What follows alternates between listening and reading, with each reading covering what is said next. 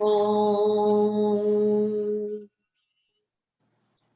Sadashiva Samarambam Shankaracharya Madhyamam Asmadhyacharya Paryamtam Vande Guru Paramparam Ishvaro Guratmeti Murti Beda Vibhagne Vyomavad Vyaptadehaya Dakshinamurtaye Namaha Sarva Vedanta Siddhantam Gocharantam Agocharam Govindam Paramanandam Satguru Pranatoshmaham.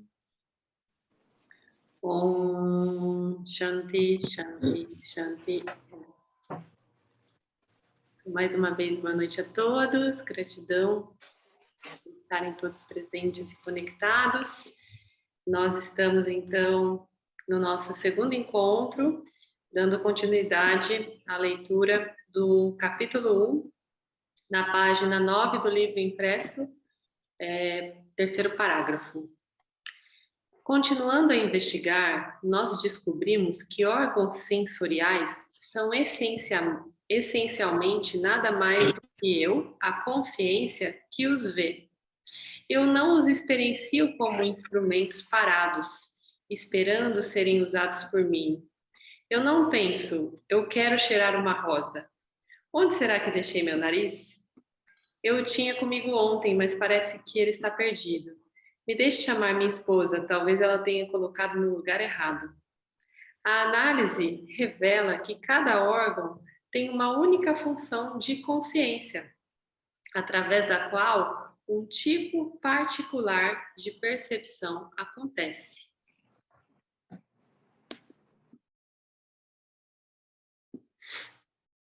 Finalmente, já que a consciência é necessária, ou os órgãos sensoriais não podem sentir, é claro que os sentidos são dependentes da consciência plena para sua própria existência, mas a consciência não depende deles. Você, consciência, existe, esteja ou não sentindo os objetos, como em um sono profundo, por exemplo. Se os objetos que os sentidos parecem reportar não têm uma existência independente, a qual é a base do nosso conhecimento sobre eles, esses objetos não têm existência à parte de mim, a consciência que testemunha, sobre a qual muito será dito conforme prosseguirmos. Se os objetos existem somente como sensações, e sensações existem somente em mim, a alegria que é aparentemente causada pelo contato com os objetos está vindo somente de mim. Se nós pensarmos um passo além, ficará claro que eu não posso separar a felicidade que eu sinto de mim, o sujeito. Assim como uma onda nunca está separada do oceano na qual ondula. A alegria que ondula em mim, quando eu consigo o que desejo, é simplesmente eu, consciência. Ou seja, se eu consigo o que eu desejo e eu crio um estado, né, a partir disso, esse estado que eu estou criando não tem relação com o objeto do desejo, tem relação à minha capacidade de acessar esse estado através de uma experiência que eu considero sendo a razão dessa sensação, desse estado. Mas não, essa consideração, ela é errada, né? Então, nós não dependemos de objetos para sermos felizes, para acessarmos alegria, para acessarmos plenitude. Todas essas sensações moram em nós. E pelo fato da gente linkar essas sensações a experiências com esses objetos, nós temos essa tendência de dar crédito ao objeto em si como fonte dessa alegria, dessa satisfação, desse prazer, né? Dessa plenitude que está somente em nós. Então, aqui ele fala sobre os objetos só existirem quando a gente testemunha, né? a partir do momento que a gente os testemunha. Vocês já tiveram a experiência, por exemplo, de nunca ter visto na vida um certo modelo de carro? Aí, de repente, vocês veem na internet, ou sei lá, na televisão, num comercial, no Big Brother, né? Big Brother que tem dessas de lançar umas tendências assim. Vocês assistindo Big Brother, veem um carro modelo X. E aí vocês falam, nossa, que carro bonito. Aí no dia seguinte, começa a brotar esses carros na rua. Você fala, caramba, eu nunca tinha visto esse carro, mas só hoje eu vi 5 carros desse, né? Existe mesmo esse carro? Como que eu nunca tinha notado? A sua consciência, a sua mente passou a dar atenção para aquele tipo específico de objeto. E aí passou a notá-lo no campo. Ele sempre existiu ali. Não existe nenhuma chance de um dia para o outro esses carros terem brotado no campo. Eles já estavam lá. A questão é que a sua consciência não estava percebendo, não estava se permitindo perceber, não tinha interesse em perceber esse tipo de objeto, né? Então, usando esse exemplo, a gente pode estender para tudo na nossa vida.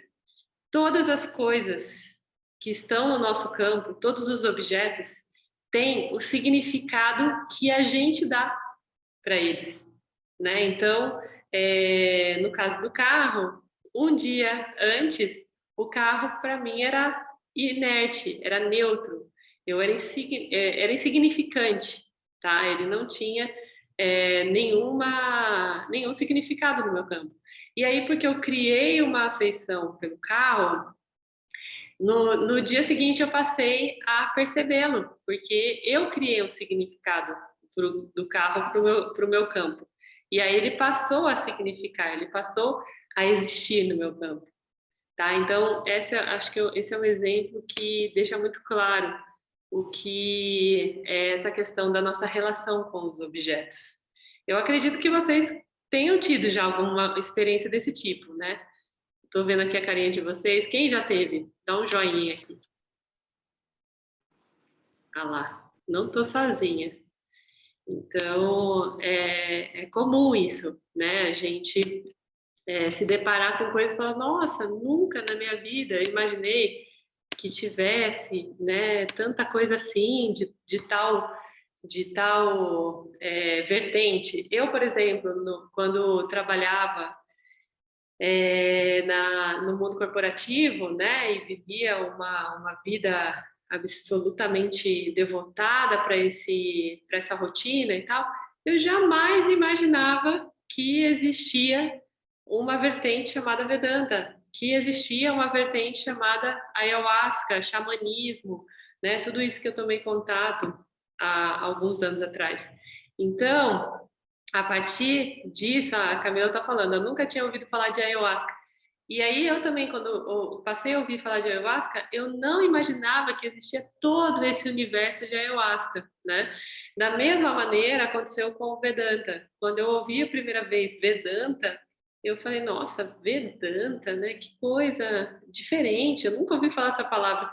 E aí, de repente, eu descobri, né? Nós descobrimos aqui na Arca, eu e Mário, a vastidão que é o Vedanta, o quanto ele é antigo, né? O conhecimento mais antigo da Terra. Então é uma coisa assim que a nossa ignorância ela faz com que aquela questão, aquele objeto, né? No caso, o objeto do conhecimento aqui é um objeto que a gente está perseguindo até interiorizar, né? Até de fato se tornar esse conhecimento. E esses objetos eles vão tomando um significado mesmo, né? Um valor dentro do nosso campo que muitas vezes é inesperado, a gente não imaginava que existiria, né? Então, assim é com tudo. E o que existe por trás disso é somente a nossa consciência, criando esses valores e esses significados para cada coisa. Então, nós vemos que objetos não estão afastados de nós no mundo lá fora. Eles são experienciados e conhecidos em nós. Se nós levarmos nossa investigação um pouco mais a fundo, nós encontraremos nos encontraremos com o fato que é a base do Vedanta, que é o conhecimento que nos libertará da dependência de objetos. Nós descobrimos que a realidade é não dual. Essa não dualidade a gente vai ver com um pouco mais de clareza mais para frente, tá? Não é uma não dualidade que a gente está acostumado a olhar, uma coisa um pouco mais profunda. E que nós não podemos depender de objetos, porque eles são o que nós somos. Se nossa análise é verdadeira, e ela é, então os objetos que nós experienciamos não são separados da consciência plena que faz a experiência deles possível. Ou seja, uma única consciência, né, que inclui tudo. Não existe nada lá fora, está tudo dentro de nós. Tá? Os objetos sou eu. Deixe-me fazer a pergunta de $1 milhão. Quão distante você está da sua consciência experienciadora? A resposta é: você não está nada distante. De fato, não há diferença entre o você real, que é a consciência que testemunha, não experienciadora, e sua consciência experienciadora, a pessoa que você pensa ser. Embora a pessoa que você pensa que você é seja um objeto conhecido por você, tal como objetos físicos são conhecidos, ela não é separada de você, a testemunha não experiencial, que é o você real. Assim como um anel feito de ouro não está separado do ouro. Se isso é verdade e os objetos são você, isso é o que nós. Não, se isso é verdade, os objetos são você. Isso é o que nós queremos dizer quando usamos a palavra não dualidade. Dualidade, a distinção entre sujeito e objeto, se desmonta quando você investiga a natureza da percepção. Olha só que interessante, então. A dualidade não significa uma polaridade aqui, né? Ou seja, sim, não, branco e preto, dia e noite, não é essa a dualidade.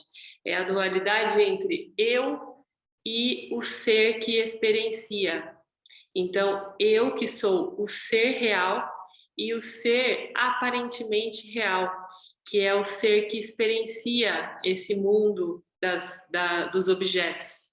Tá? Então, existe uma consciência que está dentro desse experienciador, que está antes, que está além, que é a consciência que é o ser, né? A consciência, o ser, que é o ser real, a real natureza daquele ser aparentemente real, tá? Então, o que é aparentemente real? Tudo o que está projetado aqui nesse campo, a gente vai saber um pouco esses nomes, os conceitos mais para frente, mas tudo que está projetado aqui é percebido através de uma experiência. Só que o ser que percebe, que é o experienciador, ele também é percebido pela consciência. Ou seja, às vezes a gente se assiste. Acho que já aconteceu isso com vocês, né? Vocês estarem se percebendo tendo alguma experiência. Isso é comum. O ser real, que é a consciência maior, ela percebe, ela consegue perceber o ser que está experienciando. Diga, Ricardo. Então, nesse caso, até o conceito nosso de morte seria um objeto? Sim, até a própria experiência da morte é um objeto nesse caso, porque o experienciador, né, a entidade experienciadora, que a gente chama de diva ou jiva, que escreve Jiva pelo Vedanta, depois a gente vai ver mais esses conceitos, né, essas palavras. Essa entidade experienciadora, ela tem começo, meio e fim, né, o fim entre aspas, como uma entidade experienciadora, só que ela vai viver uma outra experiência como ser. Então, a própria morte é uma experiência dentro desse contexto. É um objeto de experiência. tá? Então, porque o ser real, a consciência real, segundo o Vedanta, é não nascida, tá? Então, uma das afirmações do Vedanta é que nós somos pura consciência não nascida que a tudo permeia. Ou seja, se nós não nascemos, também não morremos. A morte é apenas uma experiência dentro desse contexto, tá? É um objeto também. Não é errado dizer que é um objeto, ok? Mas alguém quer colocar alguma dúvida a respeito, um questionamento, uma observação? Tá todo mundo aqui comigo? Thaís, eu queria. Diga aí. Na verdade, eu quero, nesse último exemplo que você deu, tá? Um insight que o Renan teve em uma das últimas cerimônias, que ele teve uma passagem com a avó dele. Fora da cerimônia, na casa dele, disse que a avó dele estava receosa com o momento da morte. E ele foi Desculpa, velho, deixa eu só te interromper, ó. Tá ruim para ouvir. Chega mais pertinho aqui, ó. Agora tá melhor? Isso. Melhorou? Melhorou bastante. Tá Isso. bom. Então, o Renan, numa dessas últimas cerimônias, ele teve um insight, ele contou uma passagem. Eu queria usar esse insight que ele teve em complemento à dúvida que você tirou para o Ricardo. Que a vozinha dele, fora de cerimônia, na casa deles, a vozinha dele estava com medo da experiência da morte, né? Que ela tinha medo da morte. E aí disse que ele falou para ela, avó, eu não sei exatamente as palavras que ele usou, mas ele foi justamente nesse ponto.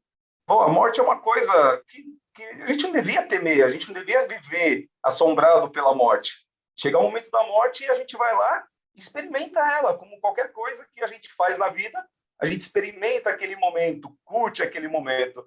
E acho que isso daí vem bem de encontro com o que você explicou. Era isso. É isso mesmo, Renan? Mais ou menos, né? É isso mesmo, perfeito, Elião.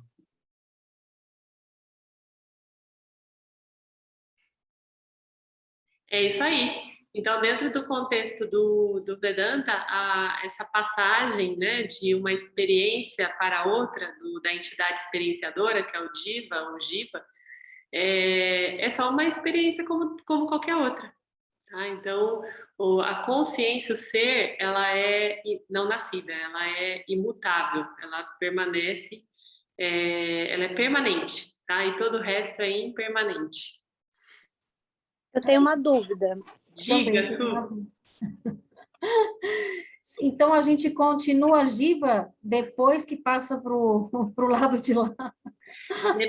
Sim, depende dessa trajetória, né? Então, segundo o Vedanta, existem várias lokas, ou seja, vários locais, de acordo com a nossa experiência, como foi a nossa trajetória, né, de experiência última, então, a experiência pregressa, né? Então, se nós tivermos mais karmas bons, se nós conseguimos evoluir no sentido da consciência e das ações, né, que a gente vai ver um pouco mais para frente o que significa isso no contexto maior, nós entramos numa loca mais evoluída.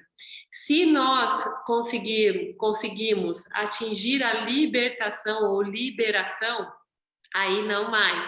Aí a gente se liberta do processo reencarnatório. Mas se nós simplesmente subimos um degrauzinho, né? Se ainda tem muitos degraus e isso não tem como a gente prever, então a gente habita uma outra loca, ou a gente habita uma loca inferior, depende daquilo que a gente plantou aqui, né? Como entidade experienciadora. Então, sim, a gente pode permanecer como divas ou jivas, continuando uma experiência, ou nós podemos nos aproximar dessa liberação e acessar essa liberação através da consciência do ser que somos. Uma vez conscientes, segundo o Vedanta, a gente se liberta do processo reencarnatório compulsório, né? Então, dizem que existem alguns avatares, né, que não são mais seres, não são mais jivas, que escolhem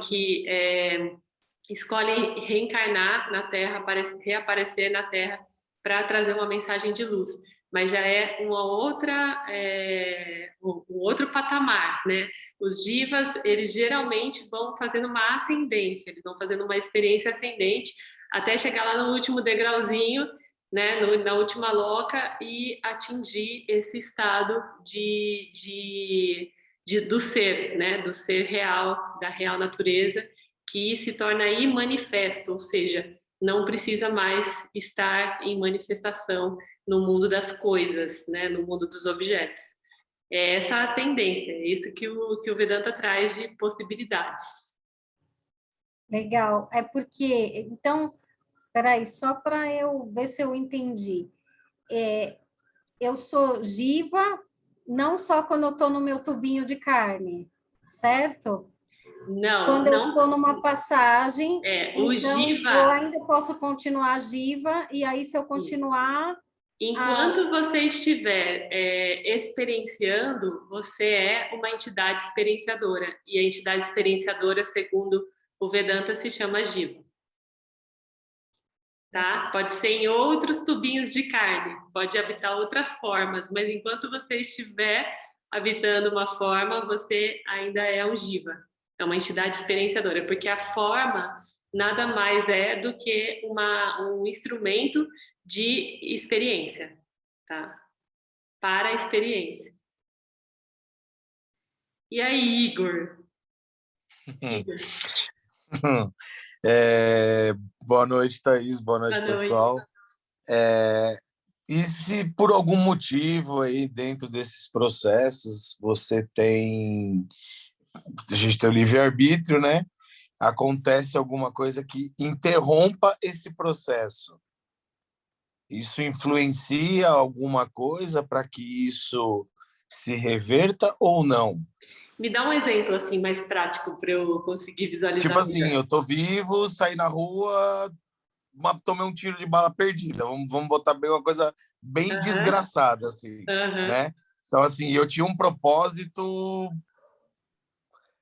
ao infinito e além.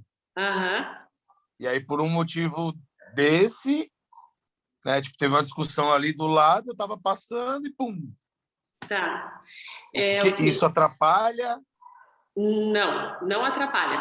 Porque a gente vai ver um pouquinho mais para frente, né? Através de algumas ampliações mesmo desse conhecimento, que nós podemos viver o Vedanta e manifestar essa verdade do Vedanta 24 horas por dia, 7 dias por semana. Então, o que vai acontecer se essa sua experiência for abreviada por vontade do Criador, né?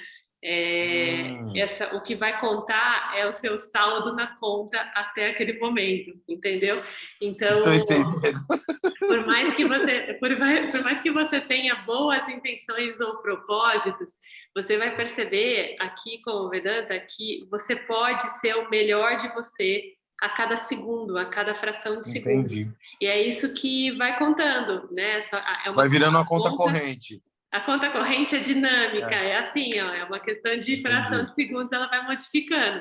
E aí você vai entendendo, a gente vai entender esses elementos que fazem parte dessa conta, desse extrato bancário, tá? Mas é basicamente isso. Quando a gente fala que a vida é um jogo de soma zero, né, que a gente vai ver um pouquinho mais para frente também, mais sobre isso, é exatamente essa conta acontecendo o tempo todo, através de pensamentos, ações, palavras, né? A gente está o tempo todo modificando esse saldo.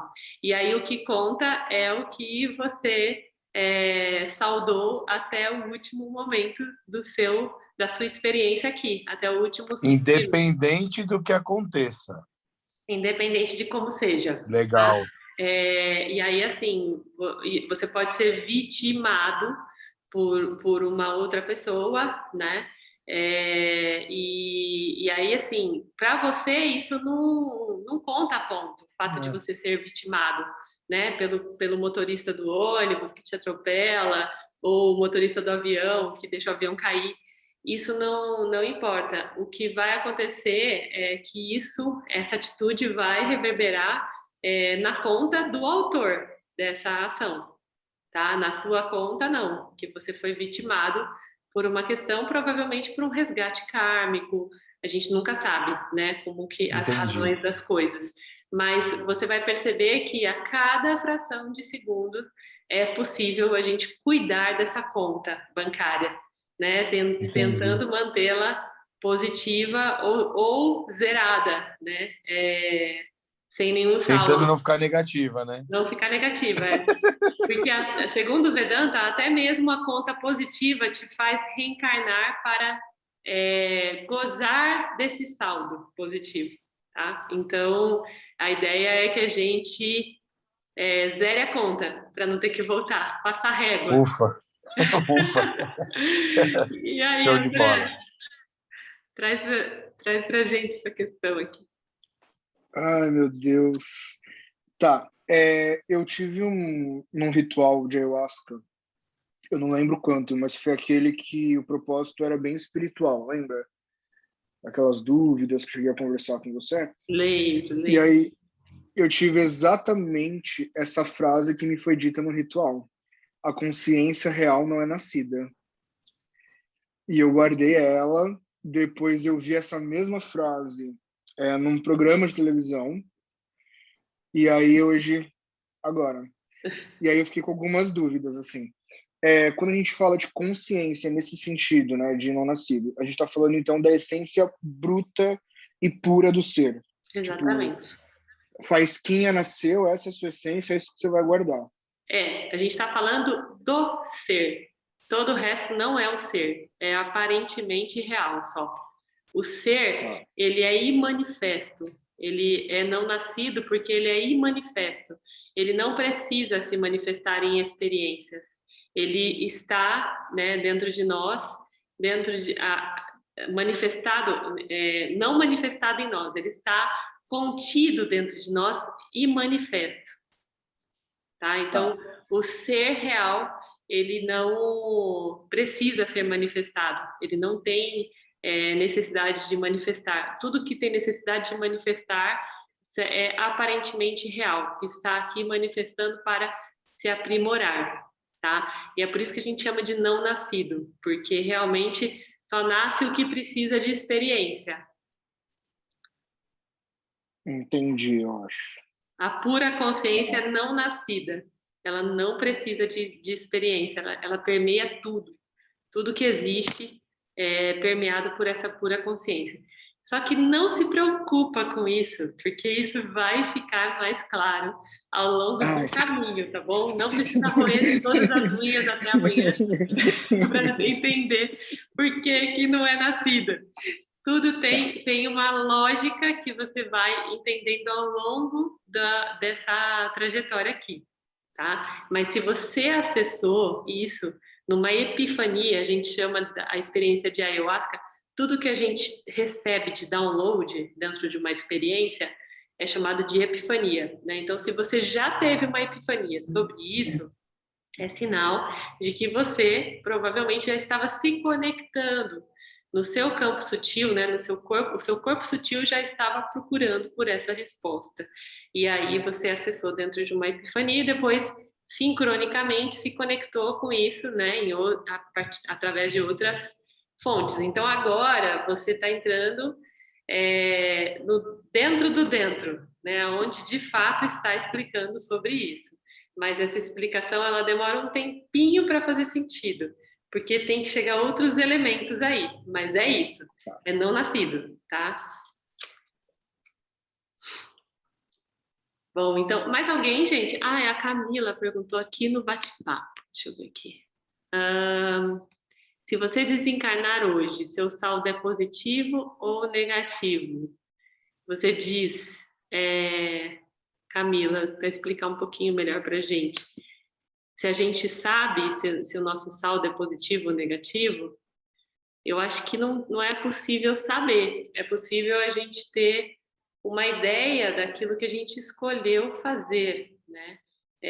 Nossas ações e, enfim, buscando não ser adármico, ou seja, não fazer algo errado, algo que está contra a verdade absoluta, né? A verdade, a real natureza, a nossa real natureza.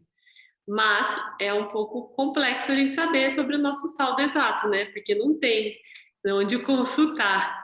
Mas esse lance, né, de ser interrompido, não sei se foi isso que você perguntou, se tem a ver com isso, de a nossa vida ser interrompida, se isso muda a questão do saldo. Não muda, tá? O saldo diz respeito a tudo que a gente escolhe ser e fazer e pensar e agir a cada fração de segundo. Então, depende de nós cuidarmos desse saldo. Se tiver alguma outra questão que tenha fugido aí, que eu não tenha captado, você pode abrir o áudio também e trazer para a gente. Que eu disse foi a reflexão em si, né? É assim, se você morrer agora, né? O teu saldo tá como? Porque, né? O desencarnar é quando o Ishura quer. E aí cabe a gente vigiar cada instante justamente por conta disso. Sim. Era mais uma reflexão, assim, como é que tá agora o saldo? Sim. Tá é uma boa reflexão. Então é tempo de mudar. Sim, é uma boa reflexão. E aí, como é que está meu saldo agora? Né? O que eu ando fazendo da minha vida? Sim, faz sentido refletir sobre isso todo dia, mas também com algumas restrições. A gente vai falar um pouquinho disso mais para frente, né? Porque senão a gente fica muito apegado ao resultado de cada ação que a gente escolhe fazer, sendo que nossa meta é fluir, é agir naturalmente em consonância com o nosso ser, né? Sem ficar o tempo todo monitorando esse saldo. Mas sim, é uma boa reflexão para se fazer de vez em quando aí, tentando entender, né, como é que a gente está andando. Bom, então continuando aqui, mas eu não sou um objeto. Olha só, a mosca na sopa da dualidade é essa. O corpo não pode ser você, porque ele é um objeto conhecido por você. Da mesma maneira que qualquer outro objeto é conhecido por você. Como o corpo, você não é suas emoções, ou seus pensamentos, ou qualquer coisa que aconteça com você, porque todos esses objetos são conhecidos por você. Minha mão é minha, mas eu não sou minha mão. Se minha mão é removida, eu ainda sou o mesmo. É claro que se eu sou o corpo, eu não sou o mesmo. Eu sou, então, um corpo sem uma mão. Este é um fato inacreditável para se apreciar, porque significa que eu nunca estou em conflito com os objetos e que, ao mesmo tempo, sou livre deles, particularmente daqueles desagradáveis. Olha, gente, essa parte dá um bug, né, no nosso sistema. Fala, nossa, como assim? Todos esses objetos desagradáveis nem existem, eles não fazem parte de mim.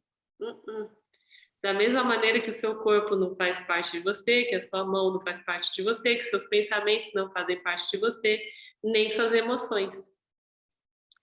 Porque tudo isso é observado pelo ser, pela consciência. Então, vocês provavelmente já se pegaram observando seus próprios pensamentos, não? Deixa eu ver aqui. Sim ou não? Dá um joinha aqui, quem já se pegou observando seus próprios pensamentos. Nossa, Thaís, você está pensando isso de novo? Não acredito, que loucura, né? Mas você ainda está sentindo isso, Thaís? Não acredito. Quem nunca, né? Quem nunca? Então, significa que esses sentimentos e esses pensamentos não são a gente. São objetos que estão acontecendo nesse campo, né, de experiências que podem ser observados pela nossa consciência, tá? O André tá todo pedantino aqui, ó. Nessas últimas semanas isso tá maior ainda.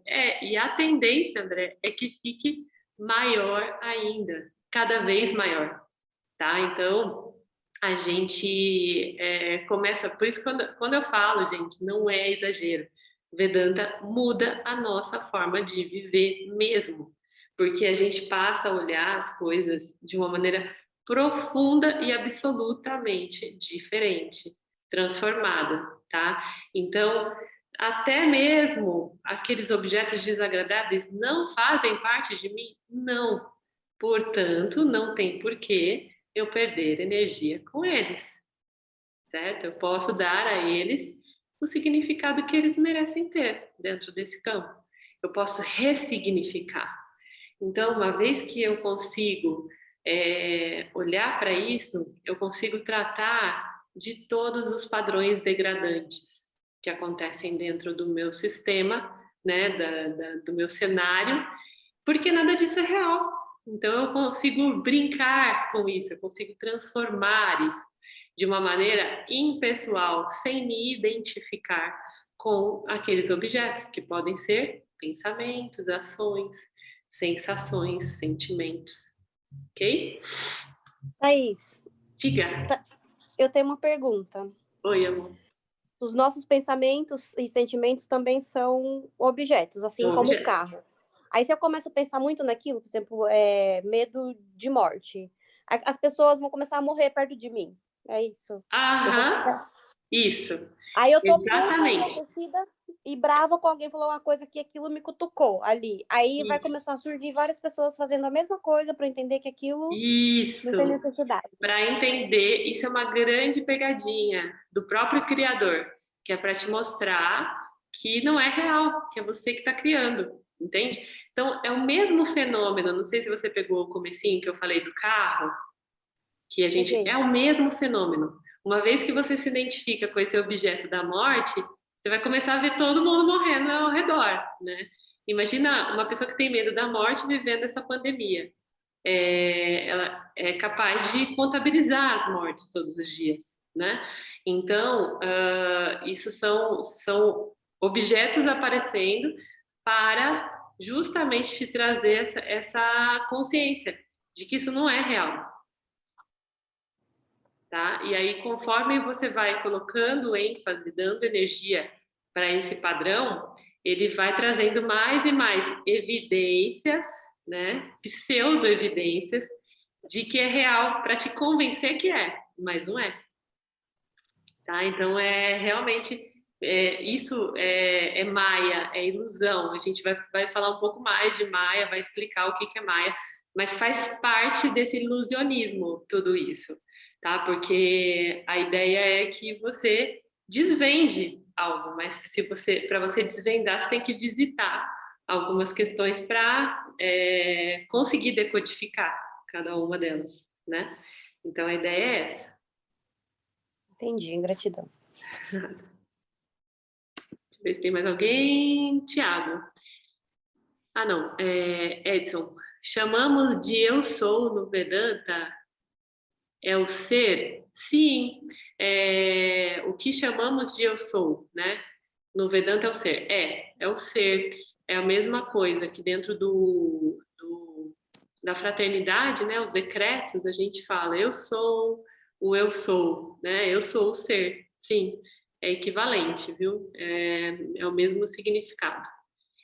Pela minha lente, Tiago, pela minha lente, isso vai de encontro com a reflexão da Carol e ajuda a evolução. Numa autoanálise, não mudamos o que fizemos, mas mudamos aos poucos alguns padrões pelo simples fato de questioná-los. Exatamente, porque uma vez que a gente traz questionamento, Tiago, a gente está saindo de um padrão de ignorância.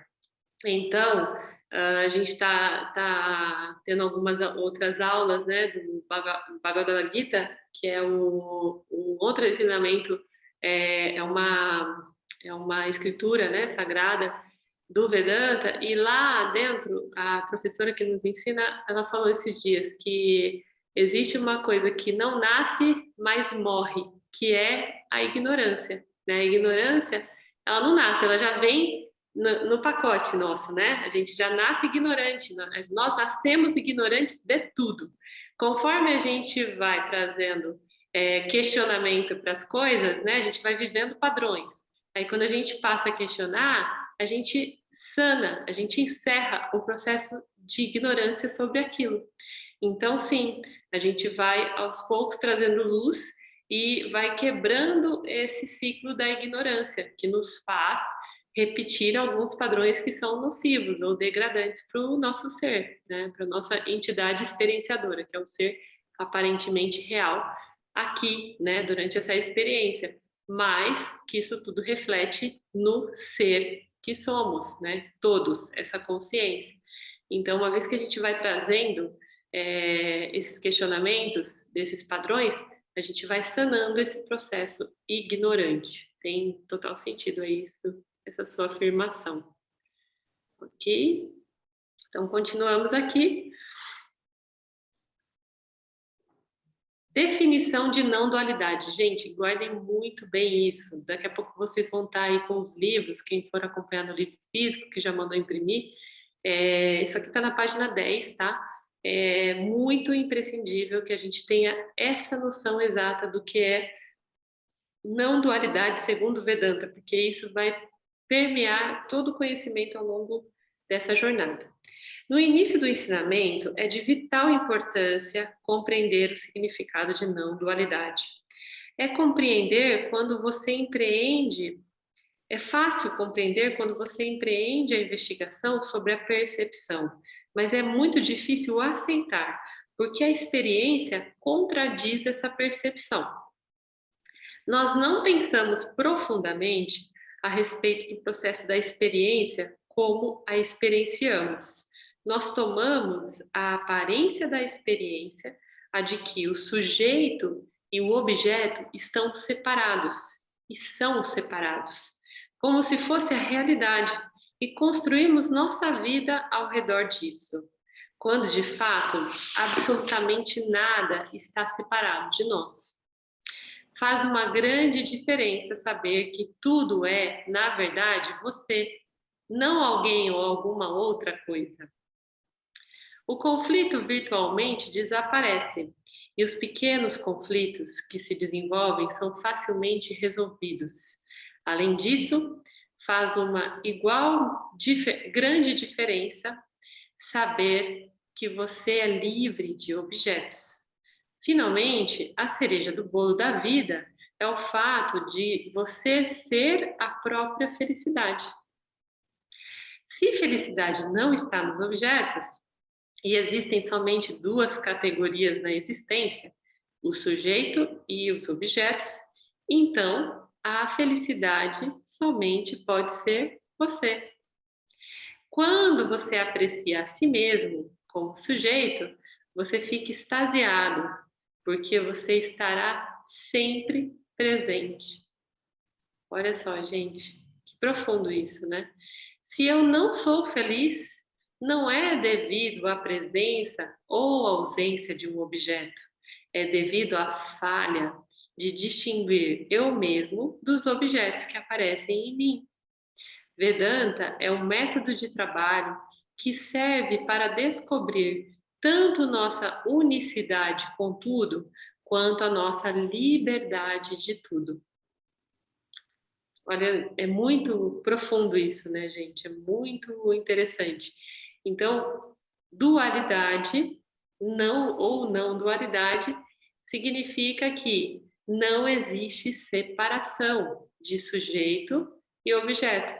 É tudo uma coisa só. Quando a gente cria essa condição, né, de dualidade, que a gente está falando que existem dois, mas não existem dois, só existe um, só existe o ser, tá? Então a dualidade não existe, não tem como separar o sujeito do objeto, é tudo uma coisa só, nós somos todos unos, uma só consciência, ok?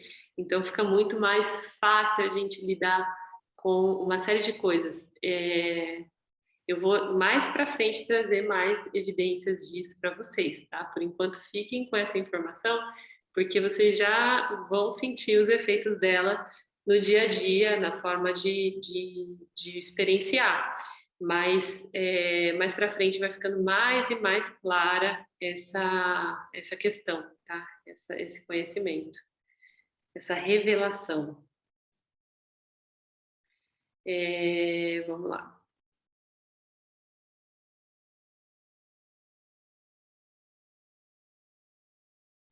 Não dualidade não significa que você ande por aí em algum tipo de torpor espiritual, estático, orgásmico, incapaz de distinguir você você próprio dos objetos e da plena consciência experimentada, o pequeno você. Isso não significa que a pessoa que você tem tomado como você mesmo por tanto tempo não esteja lá. Você escuta pessoas espirituais dizendo que um ser iluminado, em particular, está tão fora como se houvesse alguma virtude em estar não existente.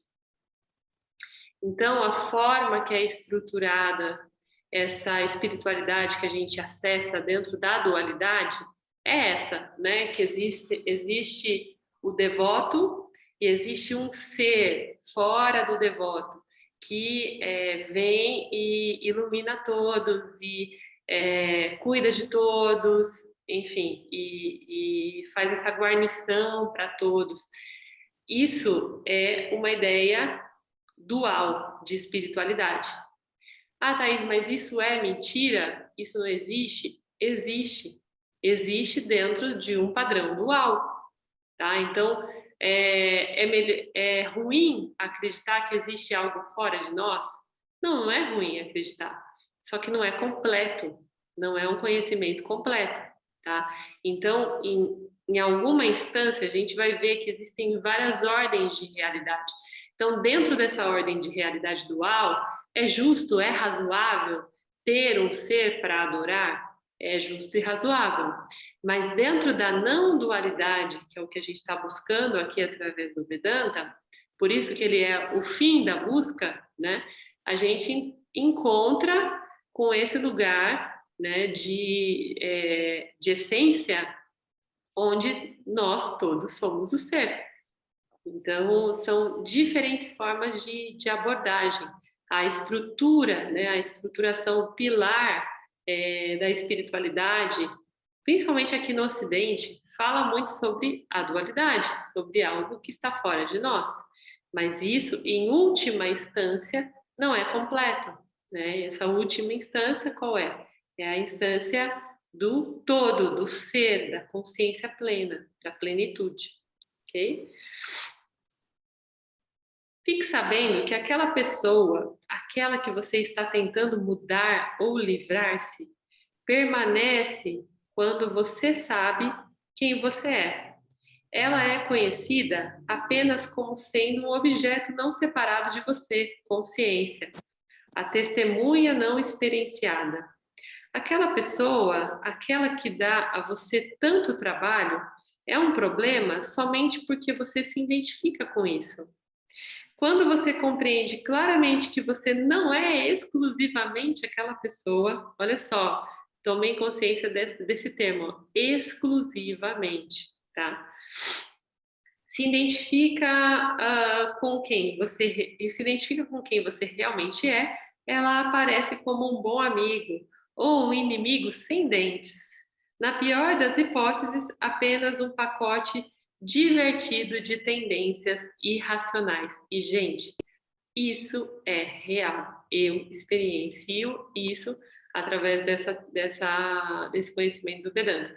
Eu estou me observando como esse pacote aí de tendências irracionais. De vez em quando eu me olho, ok? E falo, meu Deus, olha só, que loucura essa Giva, Thaís, né? Ela está pensando isso de novo.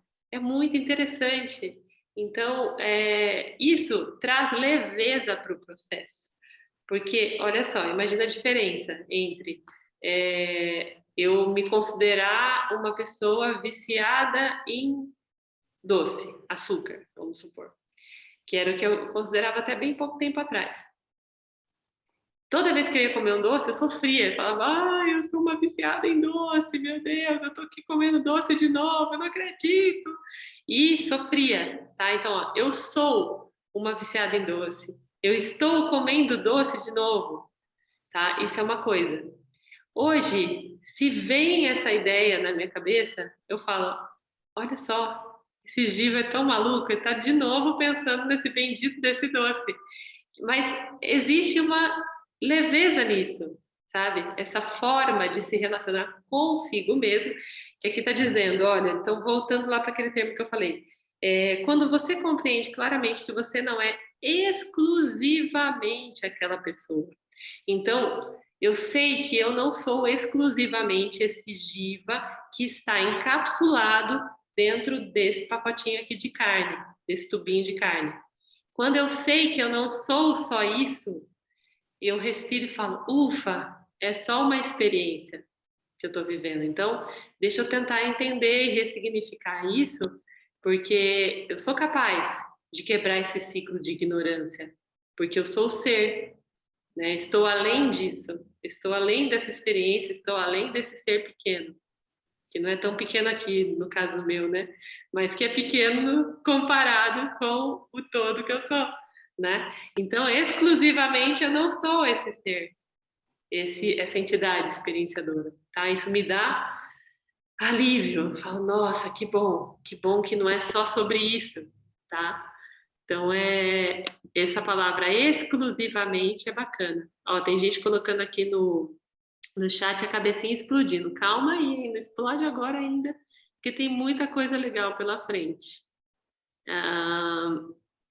Tiago, a mutação constante nos permite enxergar o objeto de várias formas diferentes em razão do tempo e autoanálise, com a mudança de padrões. Sim, de novo, Tiago, você está falando sobre o mesmo fenômeno, que é o fenômeno da quebra da ignorância. Tá? Então, realmente, as coisas mudam, e essa mutação, na realidade, é uma mutação, em princípio, da sua consciência, tomando consciência de outras formas de análise.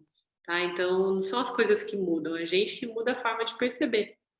Tá? As coisas são estáticas, elas não têm nenhum significado até que a gente coloque aquele significado para elas, a nossa mente, ok? Nossa consciência. A Gabi perguntou, isso seria a teoria do espelho? Teoria do espelho. De verdade, Gabi, para ser bem sincera, eu não sei ao certo o que é a teoria do espelho. Se você quiser explicar aqui para gente. Sim. Como você usou e destacou, na verdade, esse termo exclusivamente, a teoria do espelho ela é uma teoria, não sei de qual filósofo, que fala quando a gente reconhece alguma coisa que incomoda muito em alguma pessoa, é porque a gente também tem aquilo dentro da gente, que a gente também precisa mudar isso. Da mesma forma que a gente também reconhece as coisas que são boas nos outros, nós também temos isso. Seria essa a teoria do espelho. Sim, eu acho que tem um pouco de teoria do espelho aí, só que nesse caso é o espelho seu com você mesmo, né? Você entendendo ainda o que precisa ser mudado, que tipo de quebra de ignorância ainda tem que acontecer. Mas também existe essa teoria do espelho acontecendo aqui com as interações com os outros objetos, né? Com as outras pessoas, os outros jivas, outras entidades experienciadoras, que vão trazendo para a gente questões que, se a gente se identifica demais, é porque tem alguma coisinha aí para ser trabalhada, né, em termos da quebra da ignorância. Porque o que nos faz nos odiar, né, sermos intolerantes, não acolhedores do outro e de nós mesmos, é pura e simplesmente a ignorância. Então, quando a gente é ignorante, a gente tem esse tipo de atitude. E a ignorância de quê? A ignorância de que nós somos o ser. Né? E o ser é o quê? É puro amor, universal, incondicional e manifesto. Né? Então, sim, eu acho que tem um pouco dessa teoria também aqui misturada, né? Porque eu acho que o Vedanta ele é um grande caldeirão que tem uma alquimia aí de tudo um pouco, certo? Então, é possível, sim, que tenha um pouco de teoria do espelho aqui no meio. O Fábio levantou a mão. Diga aí, meu amado irmão, tudo bom? Ô, minha querida, tudo bem? Tudo jóia. Eu estava pensando aqui que essa migração do Jiva para o ser real, né? Ser real, ela é uma conversa que vai acontecendo aos poucos, conforme a consciência vai despertando. Sim. E eu acredito que, às vezes, a minha pergunta é, nós vivemos as duas coisas ao mesmo tempo, ou seja, eu sou um Jiva, eu sou uma entidade experienciadora, eu, às vezes, me pego me identificando com sofrimento, com uma depressão, com alguma questão, e, às vezes, eu estou no eu real, já estou na entidade aquele que observa realmente, né? Então, eu acho que as coisas não são tão absolutas de agora eu despertei, agora eu não sou mais Jiva. Eu vou continuar sendo Jiva, mas, ao mesmo tempo, eu tenho consciência. É assim? Isso, é assim mesmo? É isso mesmo. Ó, eu coloquei aqui para vocês, ó, o termo é Jiva, tá? Então, Jiva é a entidade experienciadora. Muito legal. É a primeira vez que você está participando ao vivo com a gente, né? Seja bem-vindo. Ao vivo é a primeira vez. Eu assisti muito legal todas as palestras. Obrigado, Thaís. Você viu pelo YouTube. A gente tem uma pessoa aqui também hoje que começou vendo pelo YouTube a primeira vez que está participando com a gente, que é a Ludmila. Muito legal, amado. Gratidão pela presença e pela questão. Realmente faz um grande sentido isso, porque é o que eu falei agora há pouco. Nós temos diferentes ordens de realidade acontecendo a todo tempo. Então, sim, mesmo que a gente se ilumine, né, o que significa se iluminar? É se dar conta de que a gente é o ser e passar a viver como ser. Ainda assim, enquanto a gente estiver encarnado, nós continuaremos sendo entidades experienciadoras. Então, enquanto entidades experienciadoras, nós temos que sanar algumas necessidades, né? Fisiológicas, bioquímicas e, enfim, todas as necessidades que essa entidade experienciadora manifesta. Então, por isso que o Vedanta vai tratar as questões em diferentes ordens de realidade, que acontecem de uma forma concomitante, acontecem ao mesmo tempo, mas que estão em diferentes ordens o tempo todo. Tá? Então, faz total sentido, é isso aí mesmo. A gente continua gratidão. A gente continua sendo essa manifestação aqui enquanto estivermos manifestados aqui. Okay? Gratidão, amada. Ok. Então, a minha. É isso. Mais alguém quer trazer alguma coisa? Então, vamos continuando aqui. Se alguém erguer a mão, a gente abre a palavra. Olha só o que o James fala. Você pode se sentir um pouco tolo. Ele foi até generoso aqui, né? Um pouco tolo quando percebe que foi enganado pela dualidade. E que você é, na realidade, consciência, que é a testemunha não experienciada, ou não experienciadora. Não se repreenda por ter pensado que fosse a consciência experiencial por tanto tempo. Todos são enganados pela dualidade. Então, gente, isso é uma condição, é a condição que todos nós chegamos aqui, tá? Então, como consciência, como entidades experienciadoras, ainda sendo consciência, né? A gente tem essa noção, essa percepção de que somos apenas entidades experienciadoras, que estamos na dualidade, que dependemos dos objetos. E isso começa desde o momento que a gente precisa fazer o quê? Mamar no peito da mãe para sobreviver. Olha só que mensagem que tem aí por trás, né? Você precisa do seio materno ou de uma mamadeira, né? De complemento aí para sobreviver. Então, essa questão, por isso que as buscas básicas elas estão sempre acerca dessa questão da segurança, né, do prazer, da virtude, que são buscas basicamente de sobrevivência do ser humano, dessa entidade experienciadora. Tá? Então, uma vez que a gente está inserido aqui nesse mundo dos objetos, Maya, que é o mundo das ilusões, a gente vai ver isso mais profundamente, mas é a projeção da ilusão, está te incutindo essa mensagem de que você depende de objetos para sobreviver, para viver, para ser alguém, para fazer algo, ok? Então, é natural, é super natural que a gente tenha condicionado a nossa consciência de plenitude, de felicidade, de amor, com outros objetos, vinculado a outros objetos e condicionado a outros objetos, ok? Até agora, eu tenho equiparado a compreensão da natureza não dualística da realidade com a palavra felicidade. Talvez felicidade não seja uma palavra precisa para descrever o resultado da discriminação. Guardem bem essa palavra, a gente vai usar muito. Discriminação entre o sujeito e os objetos. A felicidade de que nós estamos falando a respeito não é o resultado de um acontecimento, obtendo o que você quer ou evitando o que você não quer. Não é uma felicidade tipo ha, ha, ha, ou felicidade tipo eu ganhei na loteria e me apaixonei.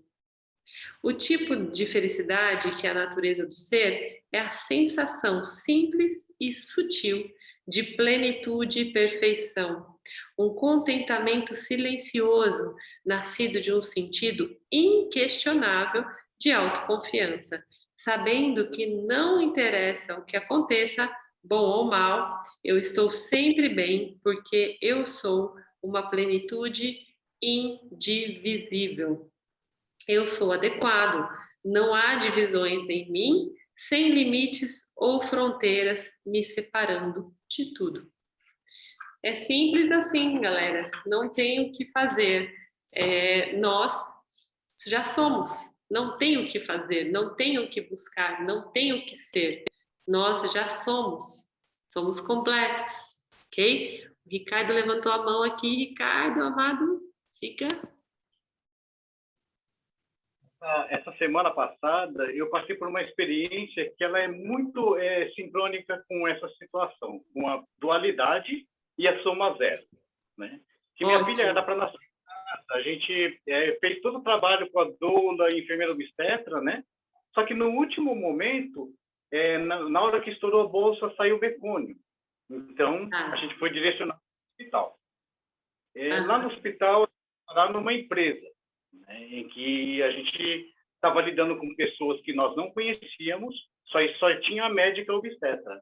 Então, no nascimento da minha filha, entrou 3 enfermeiras só para assistir o parto e ficaram conversando assuntos aleatórios. E eu pedi silêncio para elas, porque elas estavam conversando muito alto. Fiquei irritado com isso. Depois fui para o quarto e começou aquela batelada de vender testes, vender vacina, vender um monte de coisa. Então, ficou um entra e sai de enfermeiras. E na hora, sabe, eu estava tão feliz com o nascimento da minha filha que a minha reação foi de compreensão, né, e tentar entender em que universo em que elas estavam, né? A partir disso, eu comecei a me tocar de que eu estava sendo visitado pelo desconhecido constantemente, porque eu nunca tinha visto ela. Só que no meu pensamento dual, eu buscava um parâmetro para falar, poxa, essa enfermeira é tão legal, a outra que entrou é uma chata, acende a luz na minha cara, não pede licença, não me respeita, né? Então veio essa conversa interna inteira, procurando sempre o dual. Eu sempre estava olhando o dual. Aquela é boa, aquela é ruim. Nunca entendia que todas eram desconhecido, batendo a minha porta. E a única coisa que existia era o meu julgamento e interpretação do desconhecido que estava vindo, né? E o que é pior ainda, eu estou contando isso, né? Porque isso virou uma memória objeto, em que eu trouxe para o meu dia a dia aqui e carregando isso inconformado em partes. Agora, com você falando da soma zero e da dualidade, foi muito sincrônico. Falei, olha só, me peguei, né, julgando mais uma vez, né, na dualidade.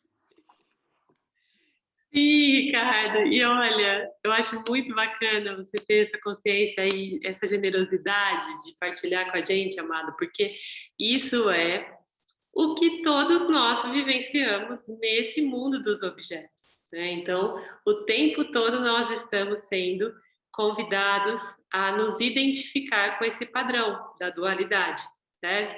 E aí, uma vez que a gente traz essa consciência de que o outro também é um ser, tanto quanto nós, a gente consegue acomodar essa verdade do outro, né? Por mais que seja desconfortável, porque é diferente daquilo que a gente construiu, né? De consciência. Por exemplo, quando você falou, né? Você está dentro de um padrão de consciência sobre o nascimento, que é uma coisa bem mais essencial, né? Bem mais fundamental no sentido da espiritualidade. É um portal que se abre para uma nova manifestação na Terra. Então, é tão precioso, tem uma ideia, né, tão mais sutil, tão mais nobre a respeito disso. E aí você acabou sendo encapsulado dentro de uma redoma de Matrix, né? Que trata essa questão como uma esteira de produção, basicamente. Então, essa ideia é chocante para quem tem esse outro conceito bem instituído já, bem fundamentado, né? Da encarnação, da manifestação. Porém, esses seres todos, eles estão dentro do padrão consciencial deles, vivendo a verdade deles, né? E eles também são ser, assim como nós. Então, quando a gente consegue perceber isso, fala, poxa, se eu estou julgando, eu estou acessando um padrão de ignorância que está equivalente, né? Ao dele, por não saber que não se deveria tratar um nascimento com esse nível de impessoalidade, ou, enfim, com esse marketing todo, né? Então, uma vez que a gente julga, acabou. A gente já se equipara, né, a esses outros objetos que aparecem no nosso campo. Então, a gente tem falado bastante sobre isso essa semana, especialmente, o Mário tem trazido muito isso, né, sobre a questão do não julgamento. Porque é difícil pra caramba. A nossa mente fica condicionada o tempo inteiro para julgar e para comparar, né? Então, o padrão da dualidade é um padrão absolutamente comparativo. E a gente precisa o tempo todo se policiar sobre isso, porque a gente fica buscando padrões, buscando referências, buscando gabaritos para ficar comparando coisas, pessoas. E isso não existe. Essa comparação, ela é também objeto da dualidade, né? Que a gente utiliza exatamente o objeto dos nossos conceitos, né, para objetivar mais ainda. Então você vai mais ainda, exatamente. Então, quando a gente fica falando, né, a gente está falando agora, trazendo questões sobre o sagrado feminino, sobre o sagrado masculino, a questão, ainda que seja separado por gênero, num outro nível, né, de análise, de abordagem, dentro do xamanismo, dentro da filosofia que a gente traz, né, na Arca Estelar, por exemplo, a gente já está começando a quebrar esse padrão da objetificação, porque acontece muito isso, né? Porque o homem é assim, porque mulher é assado, e isso é uma objetificação. Ainda assim, quando a gente separa homem e mulher, a gente também está objetificando por gênero, né? Então, existe uma objetificação constante e interminável, né, dentro desse universo, dessa ordem de realidade que a gente vive. Então, a gente vai buscando sutilizar isso passo a passo, através de alguns conceitos. Quando você se percebe o ser, você fala, então, peraí, mas se eu sou, ele também é. Então, não importa se é homem, se é mulher, se é trans, se é cis, o que é, né? Que tipo de manifestação aquele ser está tendo nessa passagem? Não importa, é só uma escolha de roupagem, mas ali mora o ser, né? Ali está o ser. Então, a gente vai quebrando esses padrões de objetificação aos poucos, mas sim, é muito desafiador. E é assim, ó, uma fração de segundos para você escorregar e tá ali julgando de novo, sabe? Então, fica, o James diz, e outros swamis dizem que o preço da libertação é a eterna vigilância. Então, a gente precisa estar vigilante, se vigiar o tempo inteiro, porque realmente os convites são infinitos o tempo todo para a gente cair nessa ilusão, né? Então, muito bem dito. Esse soma zero é o que acontece o tempo todo, a gente vai chegar lá, né, no próximo encontro, eu imagino, para vocês começarem a entender esse fenômeno do soma zero.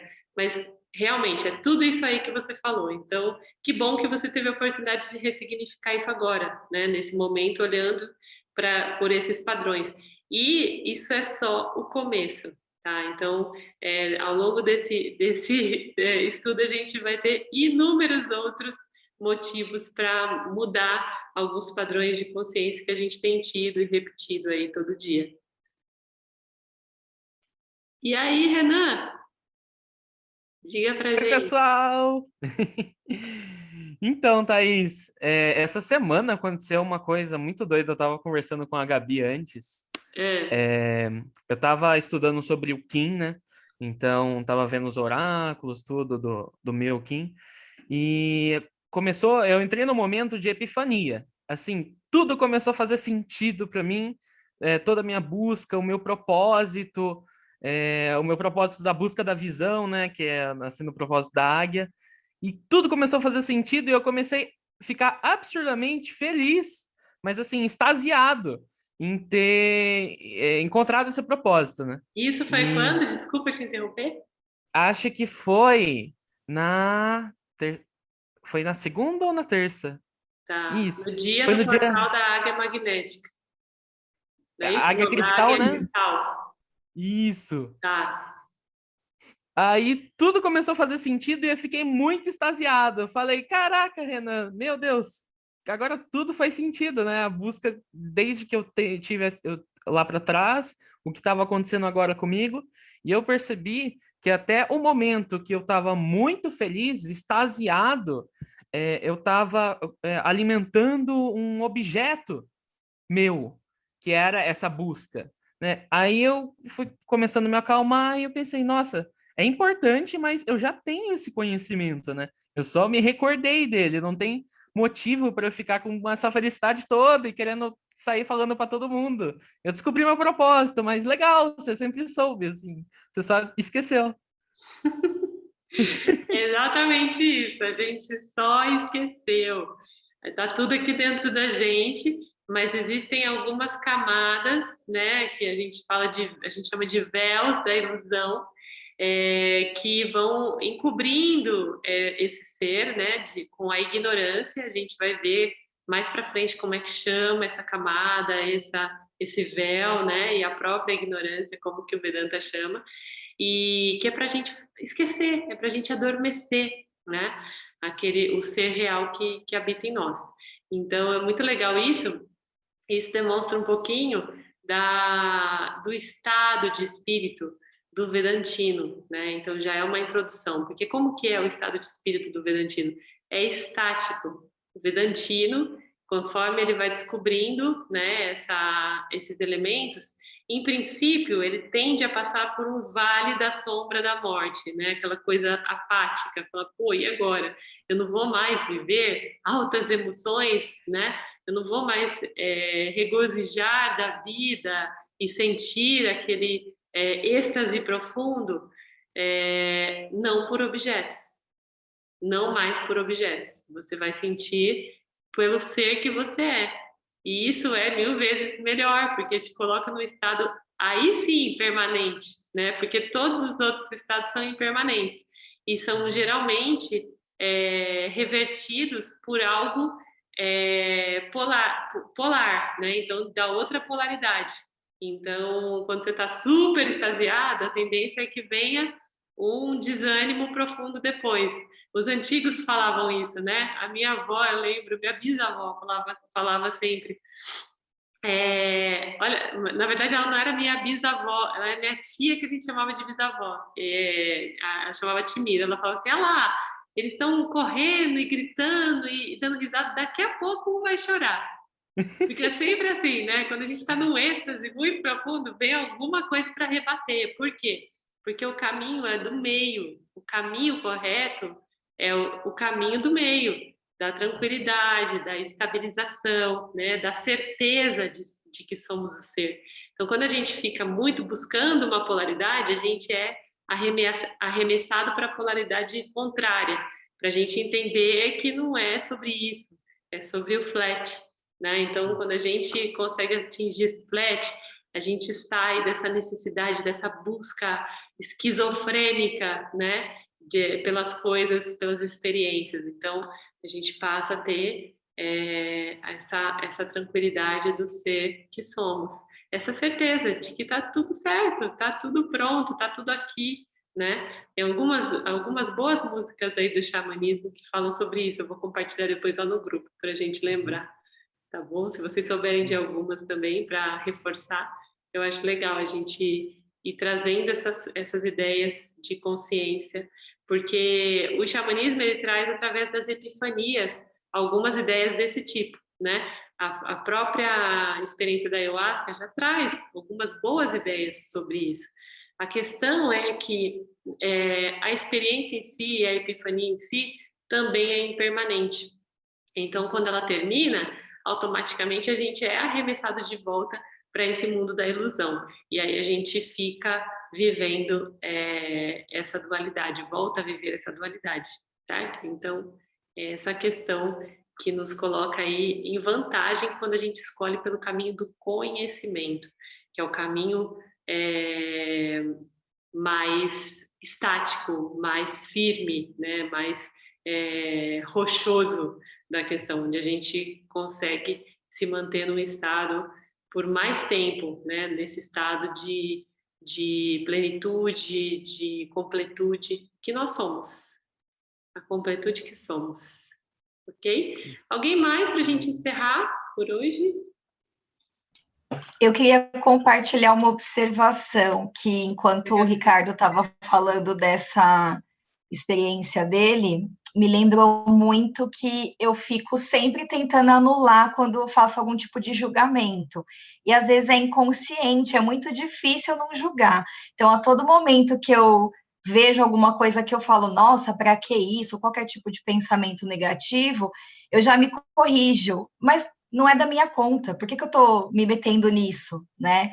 E isso é muito comum e eu tenho percebido que eu estou tentando me anular cada vez mais. Ou às vezes eu fazia e não percebia, ou agora eu estou percebendo mais porque eu estou prestando mais atenção.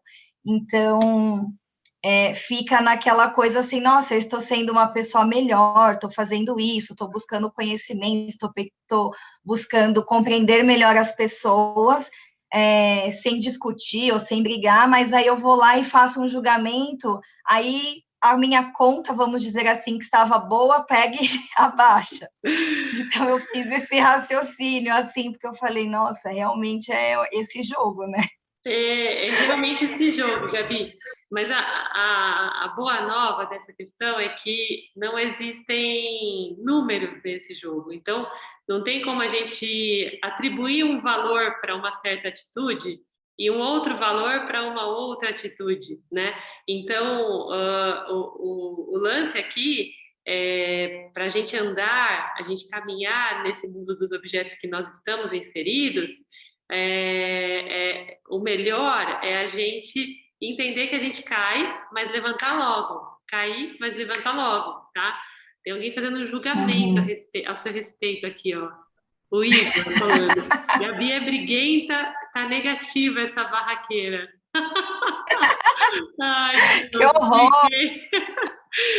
Tá muito briguenta, Gabi. Então, a questão é que, olha só, Igor, presta atenção, porque o julgamento pode ficar no páreo aí, ó, com a Gabi. Você tá julgando a Gabi, vai entrar no mesmo saldo que ela, hein? Presta atenção. Então, gente, não é julgamento, é fato, Igor. Essa é boa. Então, Gente, a ideia é essa, viu, Gabi? A gente saber voltar para o conhecimento firme, entendeu? Porque é óbvio, a gente está vivendo num emaranhado de ilusão. Então, vez ou outra, a gente vai dar uma escorregada no tomate mesmo, porque o mecanismo é feito para isso. Mas o interessante, o objetivo aqui é que a gente, através do conhecimento, retome a nossa postura, né? Volte a si e fala, não, eu estou aqui, sou pleno, sou completo, não tenho nenhum apego, nenhuma aversão aos objetos que me cercam, são só objetos, tá? Então aí você volta para esse estado. Mas isso é um exercício constante. Então, a gente vai buscando essa excelência através da frequência e sequência, né? Então, da disciplina do dia a dia. Não tenha pressa sobre isso e também não se reprove, porque quando você se reprova, você está se auto-julgando. E aí você está fazendo a mesma coisa, só que com você, né? A mesma coisa que você estava fazendo com o outro, você faz com você. Então, saia desse mecanismo, se desapegue dessa identificação, porque é só um mecanismo. E quando você olha com dessa forma impessoal, com essa impessoalidade, você sai desse padrão, tá bom? Então, essa é a meta. A gente sair do padrão o máximo possível. A Elisa até se juntou aqui, ó, falando que você tá junto nessa briga com a Gabi, as brigueiras. Tem de tudo aqui, né, gente? Tem várias personalidades, mas o bom é a gente saber que a gente não é nada disso, no fundo, no fundo. Bom, então, eu acho que não tem mais ninguém, né? Não, tá. Eu só ia completar que me veio muito forte nessa aula, assim, a aula inteira eu fiquei com a frase de Hanuman na cabeça, né? Quando eu não sei quem sou, eu sirvo a você, né? Quando eu sei quem sou, eu sou você. Então, se a gente sabe quem a gente é impossível julgar o outro, porque ele é só um outro nós, um outro eu. E é impossível também a gente se colocar numa posição benevolente perante o outro, né? Então, esse verdadeiro, quando a gente fala do verdadeiro tom do serviço legítimo, quando a gente traz isso no nosso rezo, na arca, né? Porque Hanuman é nosso guardião, nosso guia, o serviço legítimo nada mais é do que estender ao outro ser, que é o mesmo ser que você, algo que você faria por você, né? Então não existe nada de mágico, de especial nisso. É apenas o serviço legítimo, né? Então Hanuman é um ser, né, hindu que encarnou como um avatar, né, dentro do hinduísmo, e ele servia as tropas, né, enfim, bem resumidamente, ele era o guardião, o chefe, né, das tropas de guerra, e ele sempre ganhava, ele nunca perdeu nenhuma batalha. E aí o rei queria condecorá-lo sobre isso, e ele nunca aceitou, porque ele disse, eu só estou fazendo pelos outros o que eu faria por mim mesmo. Eu só estou fazendo pela nação o que eu faria por mim, né? Então, aí ele diz essa frase, quando eu não estou servindo ninguém, eu só sirvo quando eu não sei quem sou. Quando eu sei quem sou, eu não estou servindo, eu estou sendo outro, porque eu sou o outro, porque todos nós somos um, né? Então, é isso mesmo, Hanuman traz muito essa ideia, né, do único ser que somos. E que bom, né, que a gente tem todos esses avatares aí à nossa disposição dentro do mundo dual para a gente se conectar com isso o tempo todo. Gratidão, Tati, por trazer. Bom, pessoal, então, mais uma vez eu agradeço pela companhia, tá super legal essa interação de vocês. Eu agradeço bastante por cada um que trouxe aí as suas questões. Ao longo do tempo, a gente tende naturalmente a ter menos dúvidas mais básicas, as dúvidas ficam um pouco mais profundas, mais estruturais, né, de acordo com os elementos que a gente vai trazendo, mas toda dúvida é bem-vinda, porque constrói, né, então, gratidão pelas manifestações, E a gente vai terminando seguindo a nossa tradição de afirmação, já que a gente falou o tempo todo aqui que somos o ser, que somos completos, a gente termina fazendo o mantra Purnamada, que diz exatamente sobre isso, que nós somos plenos e completos, ok? Então, nos vemos na próxima semana e a gente encerra afirmando que somos o ser completo. Om Purnamada Purnamidam Purnamudachyate Purnasya Purnamadaya Purnameva Vashishyate.